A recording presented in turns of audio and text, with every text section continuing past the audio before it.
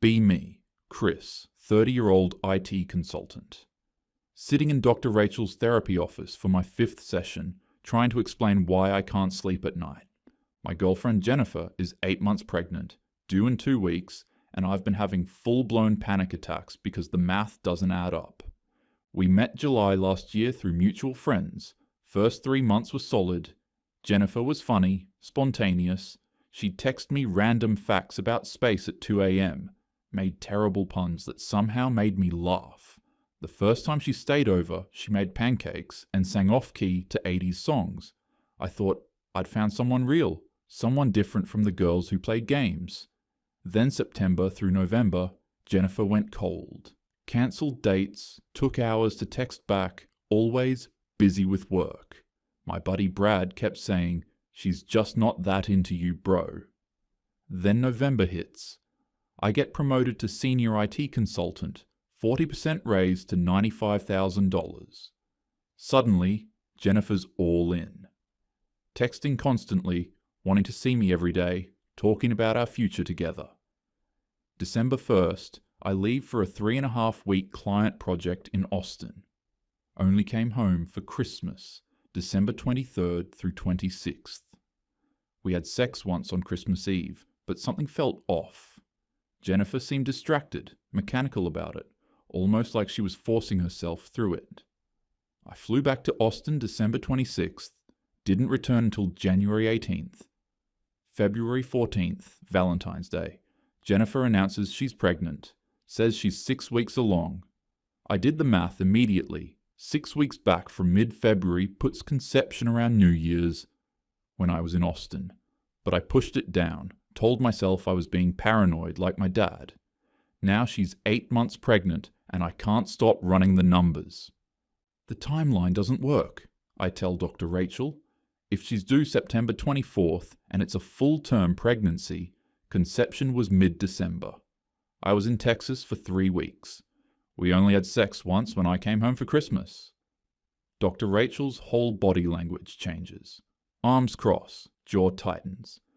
"Chris, I need to stop you right there." Her voice has that controlled therapy tone. "Do you understand what you're implying about your girlfriend?" "I just want to know." "You're essentially accusing her of infidelity based on your amateur math. Women have irregular cycles. Conception dating isn't exact science." I try to explain further, but she cuts me off. This kind of thinking is incredibly harmful. What you're describing is a control pattern. You're looking for reasons not to trust her. But the timeline is an excuse. What you're really expressing is deep-seated insecurity and fear of commitment. She leans forward.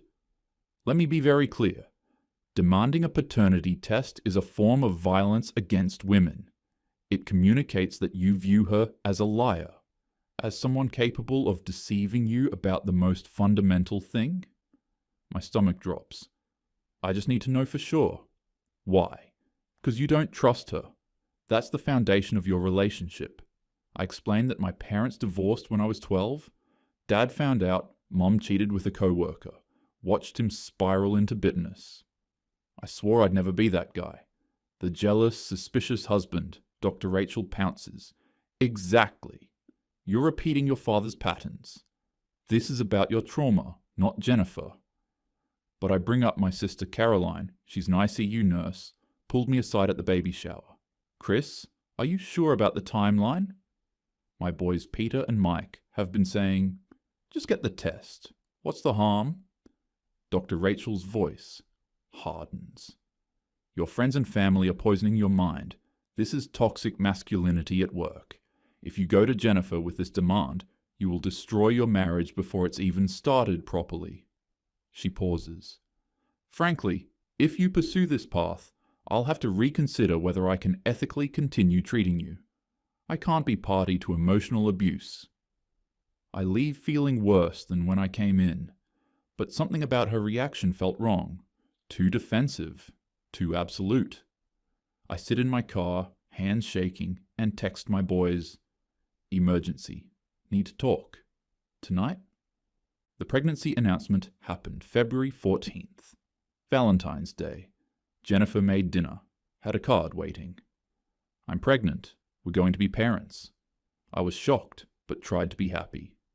Then immediately she said, we should get married. Soon? For the baby.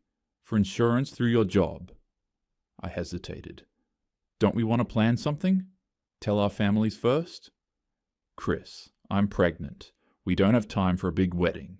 Let's just go to the courthouse. Make it official. Do right by our child. Something felt rushed, but I also felt this crushing obligation.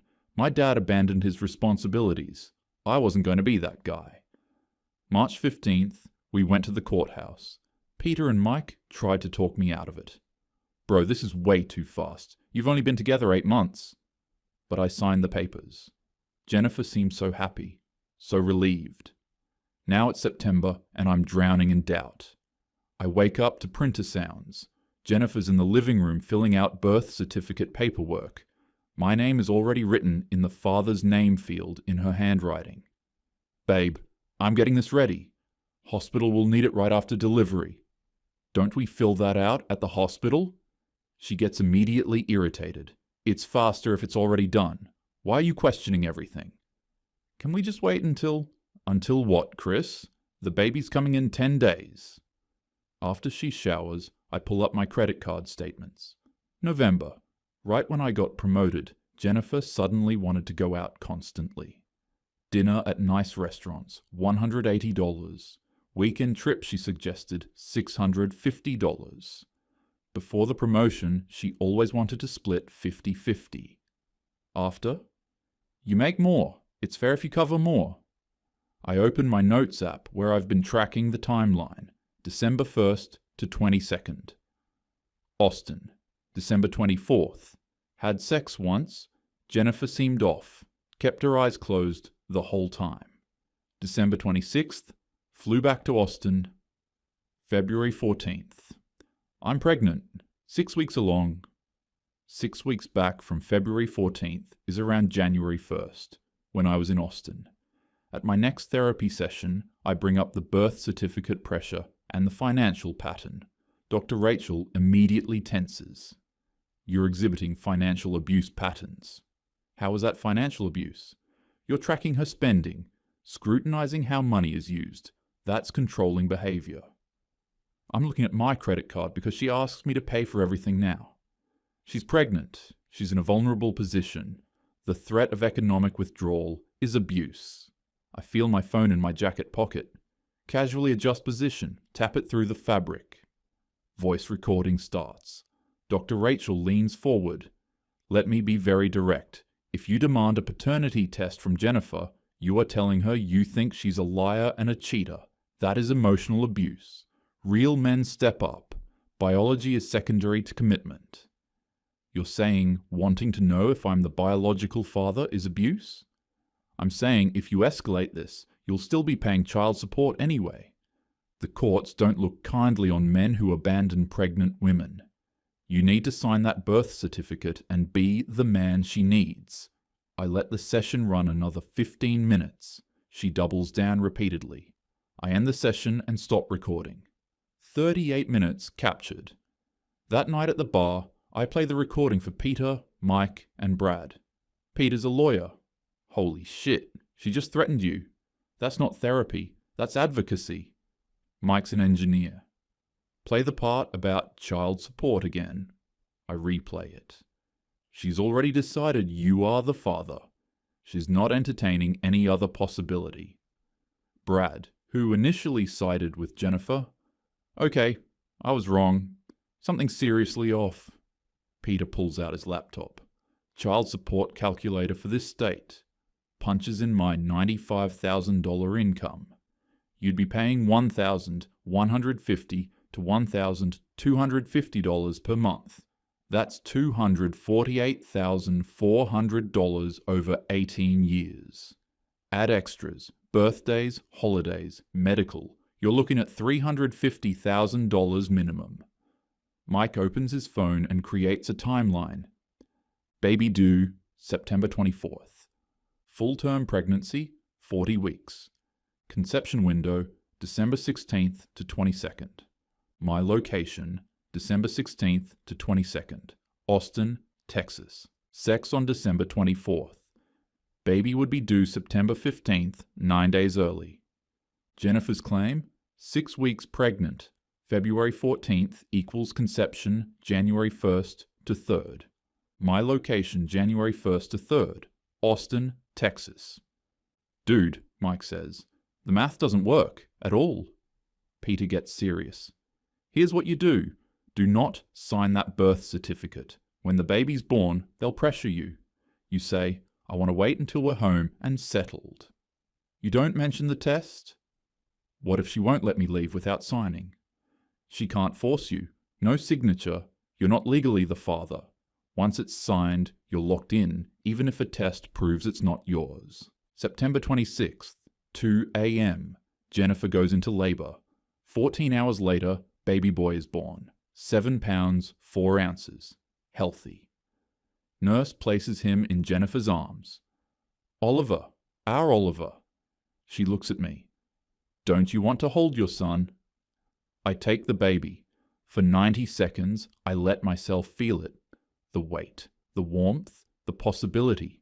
What if this is mine? But he has darker hair than both of us, different eye shape, and the timeline still doesn't work. I hand him back. I need some air. In the hallway, I lean against the wall and just breathe. Part of me wanted that baby to be mine. Wanted the life Jennifer promised, the family, the future, all of it.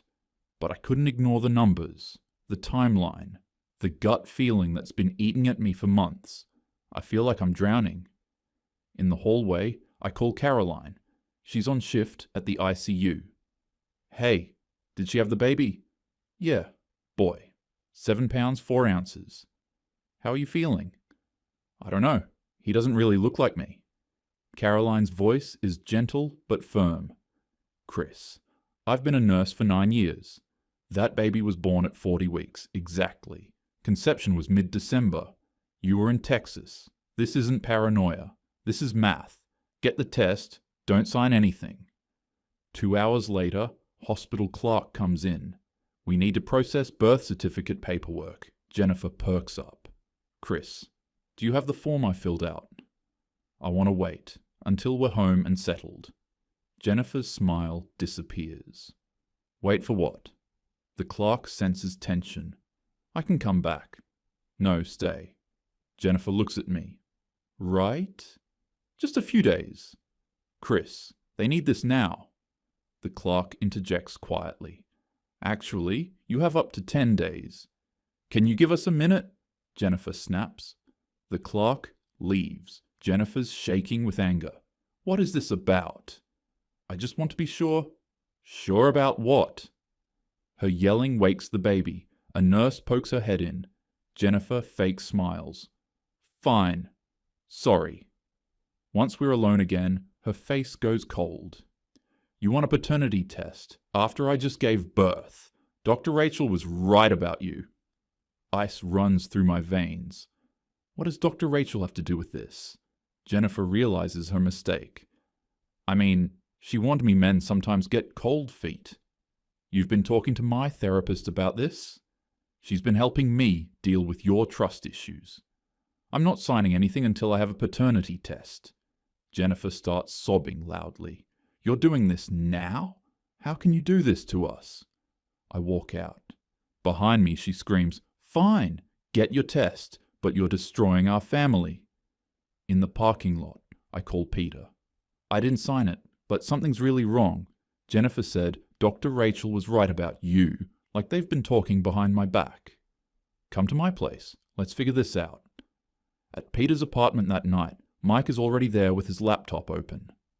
Okay, Mike says.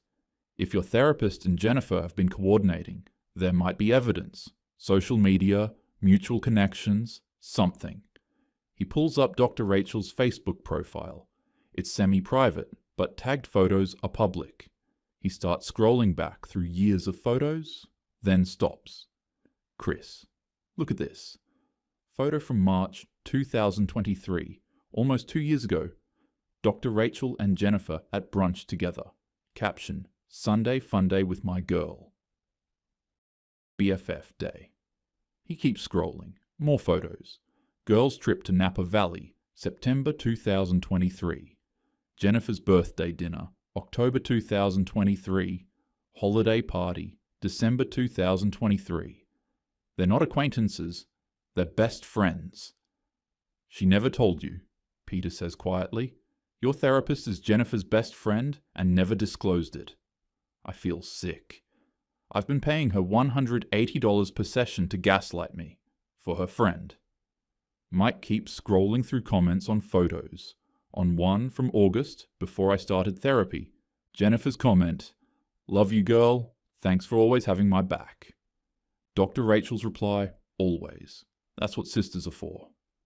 This whole thing was a setup, Brad says. You were never really her client. You were her friend's problem she was fixing. Peter's already opening his laptop. We need to file a complaint with the licensing board. This is a massive ethics violation. But first, let's get that paternity test done. Then we'll have ammunition. Day 3 after birth. Jennifer texts about Oliver's first pediatrician appointment. I meet her there. After the checkup, I tell the doctor I need a paternity test done. Jennifer explodes. In front of the doctor? You're actually doing this? The doctor steps out. Jennifer's face is red. You know what? Fine. Do it. When it comes back saying you're the father, I want a divorce. I can't be married to someone who trusts me this little. The doctor returns, does cheek swabs on both me and the baby. Results in 3 to 5 business days. Jennifer drives off without a word. While waiting, Mike creates a detailed spreadsheet. 18-year cost of Chris Sign's birth certificate. Child support, $1,180 per month, times 216 months equals $254,880. Birthdays, Christmas, school supplies, medical, $70,400. Total, $325,280. That's what you're potentially saving, Mike says, but only if you didn't sign that certificate. Day 5, I'm at work. 2:47 p.m, email notification, DNA test results available. I excuse myself to the bathroom. Lock the stall, open the email with shaking hands. Combined paternity index, 0. Probability of paternity, 0.00%. Conclusion, Christopher. Last name is excluded as the biological father. 0%. It's not my kid. Jennifer lied for 9 months. I just sit there on the toilet, staring at my phone. Thought I'd feel relief, maybe vindication. Instead, I feel hollow. Like the last 9 months were a movie I've watched happen to someone else. Someone stupid enough to ignore every red flag because he wanted to believe in love. I call Peter from my car. 0%. I'm not the father. Okay, come to my place. We need to talk about next steps. And I found some things about Dr. Rachel you need to see. At Peter's apartment, he's printed out documents. After we found those Facebook photos, I ran a deeper background check. He hands me papers. State Licensing Board complaints against Dr. Rachel Martinez. 3 complaints between 2019 to 2021. Multiple boundary violations. But this is the big one. He hands me civil court records. Case number 2, 019 CV 48291. David Cheng versus Rachel Martinez. I read the summary. Dr. Rachel got pregnant in 2018. Told her husband David it was his. He raised the baby for 8 months. Paternity test revealed 0% match. Real father was her co-worker. David sued for fraud. They settled, divorced in 2019. She did the exact same thing Jennifer's doing to you, Mike says. And now she's helping her friend do it. I call Jennifer. I have the test results. Silence. 0%. I'm not the father. Long pause. Then, that's impossible. The test is wrong. It's a lab-certified test, Jennifer. Then we need another test. Labs make mistakes. I'm bringing this to my lawyer. If you keep lying, this gets worse for you. Wait. Her voice cracks. Okay, let me explain. It was one time I thought it was probably yours from Christmas Eve. I was in Austin during the conception window. You knew that. Long silence. Then, quietly, yes, I knew. Who's the father? Daniel. From my old marketing job, we had something. Last November into December. But he wouldn't answer my calls when I told him. He blocked me. You were there, Chris. You were stable. You had a good job. You'd be a good father. You trapped me. You got pregnant with his kid, then locked me down with marriage and a baby. I didn't trap you. I thought we'd be happy. You lied for 9 months. You conspired with my therapist. Did she know about Daniel? Silence. Did Dr. Rachel know you were lying? She was helping me, as a friend. I hang up. The next day, I go to Dr. Rachel's office for what will be our last session. Phone recording in my jacket pocket. Chris, sit. Jennifer called me. This has gotten out of control. The test proved the baby isn't mine. 0%. Biology doesn't determine fatherhood. You were there for the pregnancy, at the birth. That baby knows your voice. Those bonds matter more than DNA. I was there because I was lied to. You made a commitment when you married her, when she was already pregnant with another man's child. That's fraud. I lean forward. I know about David Cheng. You got pregnant with your co-worker's baby, told your husband it was his. He found out after 8 months, sued you. She goes completely pale. How did you? Public court records. You did exactly what Jennifer did to me, and then you helped her do it to someone else. I pull out my phone, show her the Facebook photos. You and Jennifer, best friends. You never disclosed that. You let me pay you to gaslight me for your friend. Jennifer and I have recordings from our sessions. You threatening me, calling me abusive, saying I'd pay child support anyway. Her hands start shaking. What do you want? I want to know why. Why risk your entire career for this? She's quiet for a long moment. Then her voice breaks. Jennifer knows about David, about what I did.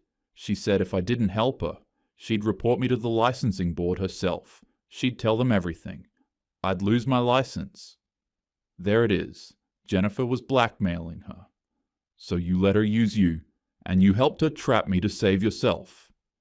Dr. Rachel starts crying. I made a mistake years ago. A terrible mistake. I've been trying to build a life, a practice. I couldn't lose everything again. So you decided I should lose everything instead? I'm sorry.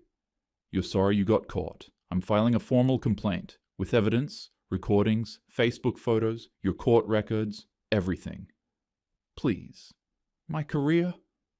Should have thought of that before you weaponized your license. I stand up. We're done. Peter helps me file the complaint with the state board. Audio recordings, Facebook photos proving undisclosed friendship, Dr. Rachel's own court records. Everything documented. Mike suggests posting the story on Reddit. Other guys need to know this can happen. I write it up on r/true off my chest. Full timeline, test results, the recordings, the $325,000 I saved by not signing. The post explodes. Front page, comments flood in. You saved yourself $325,000 and 18 years. You're a legend. Wait. Dr. Rachel M. in City. She did the same thing to me 2 years ago. Told me asking for a test was abuse. I got it anyway. Not my kid. I should have reported her. I signed the birth certificate before testing. Found out later it wasn't mine. Court says I'm still legally the father. I pay $900 a month for a kid that isn't mine. 5 different men share similar stories about Dr. Rachel. One commenter sends me screenshots from a private Facebook group she ran, Secure Your Future Mama. Posts about handling paternity test requests and securing commitment from uncertain partners. I forward everything to the licensing board. Local news picks it up. Therapist under investigation after viral post alleges ethics violations. Dr. Rachel's practice website goes dark within 24 hours. Through mutual friends, I hear Jennifer's struggling, working 2 jobs to afford daycare, applied for state assistance. Her parents are furious. They loved me, thought I was stable. She tried getting Daniel to take a paternity test for child support. He's apparently married, fighting it, his whole life imploding too. 6 weeks after my complaint, Peter gets the licensing board decision. Dr. Rachel violated multiple ethical standards. Dual relationship without disclosure, imposing personal values on client, boundary violations, pattern established through previous complaints. Decision: license suspended immediately, pending full revocation. 5 formal complaints have been filed against her since my story went viral. 5 other men she manipulated. 2 months later, I'm at Whole Foods. Dr. Rachel is in the produce section. She sees me, freezes. I walk over. Dr. Martinez. Chris, Her voice is shaky. I need you to understand, I was trying to help. Help who? Jennifer, who was blackmailing you, or yourself? It wasn't like that. You used your license to manipulate me into raising another man's child because Jennifer had leverage over you. That's not help, that's cowardice. She starts crying. I lost everything. My practice, my license, my career. Good. That's what happens when you weaponize therapy. 5 men filed complaints after my story. How many others didn't come forward? How many signed birth certificates because you convinced them wanting the truth was abuse? She just stands there crying. I walk away. 3 months post-test, it's Christmas. I'm in therapy with a new therapist, actually ethical this time. Processing everything, but healing. Got promoted again at work. $115,000 now. New apartment, Peter, Mike and Brad are closer than ever. Started seeing someone new, taking it slow. 0 contact with Jennifer. She tried texting around Thanksgiving. I blocked her. Dr. Rachel's license was fully revoked. Heard she moved to another state, works as an unlicensed life coach now. I saved $325,280 by not signing that birth certificate. But more than money, I saved my future. If you're reading this and something feels off, trust your gut. Get the test before signing anything. Don't let anyone shame you for wanting the truth. You have a right to know